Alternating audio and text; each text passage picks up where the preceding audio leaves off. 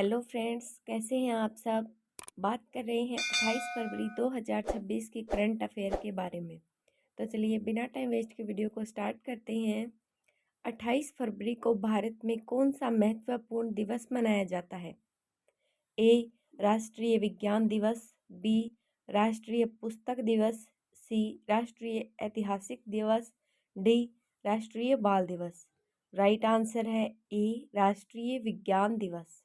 Next है, प्रधानमंत्री नरेंद्र मोदी 28 फरवरी 2026 को गुजरात के साणंद में किस बड़ी परियोजना का उद्घाटन करेंगे? दो क्वेश्चन याद हो गए इसमें। 28 फरवरी को गुजरात के साणंद में उद्घाटन हुआ किस चीज़ का, वो अभी देख लेते हैं।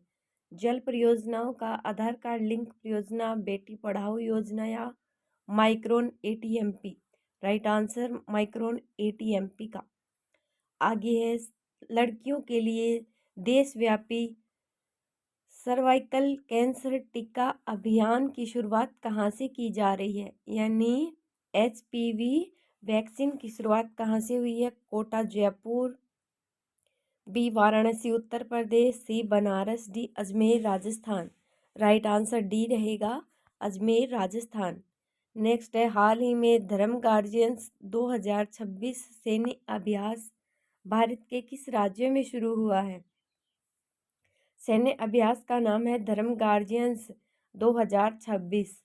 ए Uttarakhand, B Varanasi, C Jodhpur, D Jaipur.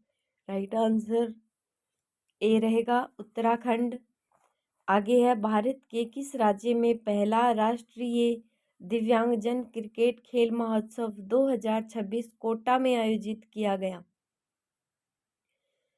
ये कहाँ आयोजित किया गया देखते हैं। कोटा उत्तर प्रदेश, मध्य प्रदेश, जोधपुर। तो ये राइट आंसर क्रिकेट खेल महोत्सव मध्य प्रदेश में आयोजित किया गया। आगे है, महाराष्ट्र को $1 ट्रिलियन की अर्थव्यवस्था बनाने का लक्ष्य किस वर्ष तक रखा गया? तो महाराष्ट्र को $1 ट्रिलियन अर्थव्यवस्था बनाने का लक्ष्य देखते हैं किस वर्ष तक रखा। 2065 तक, 2080 तक, अगले 10 वर्षों में या अगले 5 वर्षों के भीतर? तो राइट आंसर अगले 5 वर्षों के भीतर, देवेंद्र फडणवीस के बयान के अनुसार। नेक्स्ट है, भारत की पहली LGBTQ सांसद बनने की संभावना किसकी है, जिन्हें TMC ने राज्यसभा के लिए चुना है? तो जिन्हें राज्यसभा में TMC के लिए चुना है देखते हैं, अर्चना कुमावत, त्यागी सिंह, अजीत बंसल, मेनका गुरुस्वामी। राइट आंसर है मेनका गुरुस्वामी। नेक्स्ट क्वेश्चन है, हाल ही में चर्चा में रहा ब्लॉकचेन इंडिया चैलेंज किस मंत्रालय द्वारा शुरू किया गया? देखते हैं। तो ब्लॉकचेन इंडिया चैलेंज किसके द्वारा स्टार्ट किया गया? शिक्षा मंत्रालय द्वारा, बी विज्ञान मंत्रालय, सी तकनीकी यशोदा मंत्रालय, डी इलेक्ट्रॉनिक्स और IT मंत्रालय। राइट आंसर डी रहेगा, ये मैं टिक कर रही हूँ यहाँ, इलेक्ट्रॉनिक्स और IT मंत्रालय द्वारा। आगे है, फरवरी 2026 में 7वां एशिया आर्थिक संवाद कहाँ आयोजित किया जा रहा है? A Sanchore Rajasthan, B Jalore Rajasthan, C Varanasi Uttar Pradesh, D Pune Maharashtra.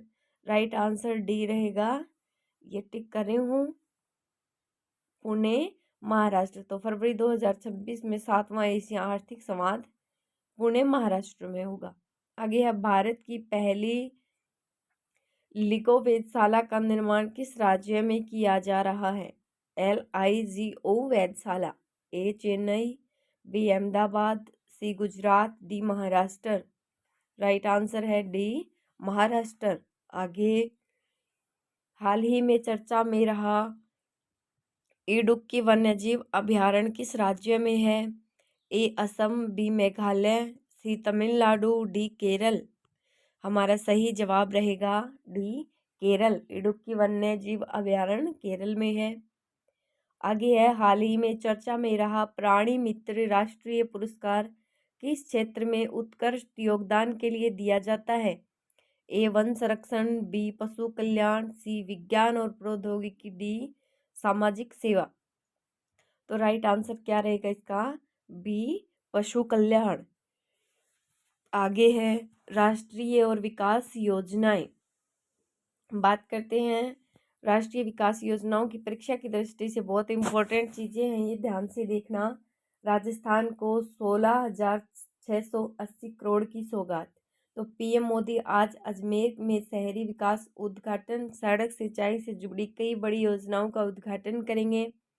Second है सेमीकंडक्टर प्लांट का उद्घाटन। तो गुजरात के साणंद में माइक्रोन टेक्नोलॉजी रुपए हैं 22,500 करोड़ में सेमीकंडक्टर प्लांट का लोकार्पण करेंगे। आगे नेक्स्ट बढ़ते हैं HPV टीकाकरण। तो सर्वाइकल कैंसर के बचाव के लिए 14 साल की लड़कियों के लिए राष्ट्रव्यापी टीकाकरण अभियान की शुरुआत करेंगे। नंबर 4 है नियुक्ति पत्र वितरण। तो राजस्थान के रोजगार उत्सव में करीब 21,800 युवाओं को सरकारी नौकरी के नियुक्ति पत्र सौंपे जाएंगे।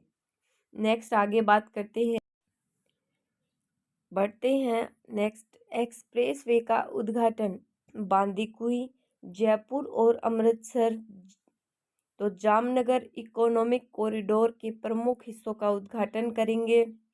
नेक्स्ट है 6 विदेशी संसद संबोधन का रिकॉर्ड।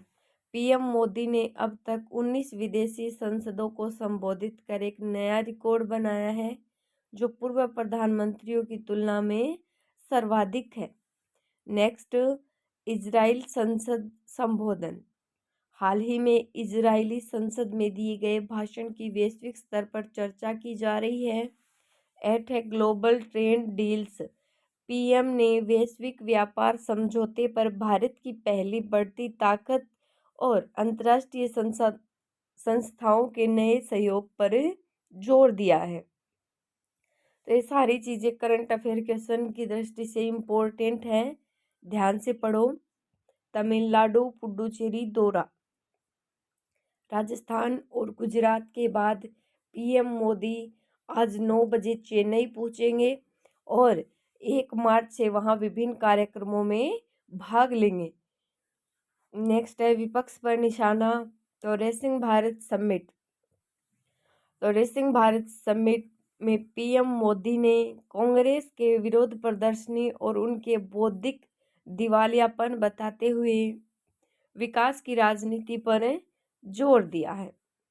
नेक्स्ट बात करेंगे राजस्थान या फिर भारत के प्रमुख समाचार और प्रमुख जो घोषणाएं हुई हैं उनके बारे में।